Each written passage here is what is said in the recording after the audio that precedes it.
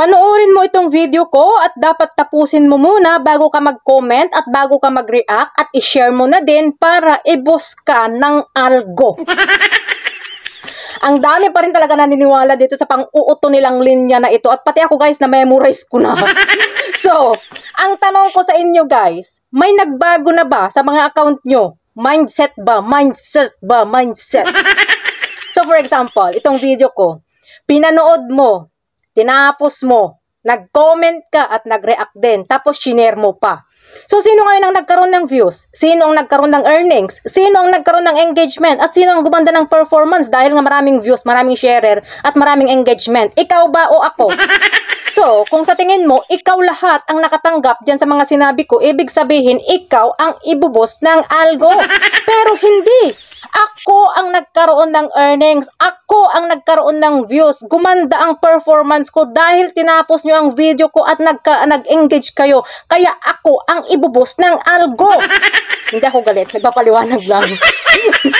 Kaya palagi kong sinasabi sa inyo guys na mag-focus kayo sa paggawa ng content, yung mga engaging content at samahan nyo lang ng proper engagement.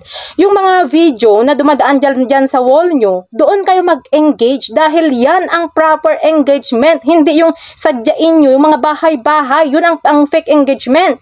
Tapusin man o hindi ang video na yan, proper engagement pa rin yan. Pinanood mo lang, proper engagement pa rin yan. Nag-like ka lang, proper engagement pa rin yan. Nag-comment ka lang, proper engagement pa rin yan. Dahil nga dati sa akin, ginagawa ko lang, nanonood lang ako, hindi ako nagko-comment dahil nga minsan tamad ako mag-type.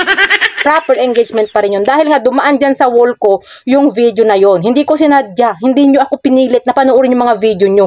Kusang dumaan dyan sa wall ko. Yun ang proper engagement. Kaya wag kayong maniniwala na kailangang tapusin ang video para i-boost kayo ng algo dahil kalukuhan lang nila yan. Gigil nyo ako. Charot. So kung natuwa ka or kung may napulot kang aral, tapusin mo yung video kung gusto mo.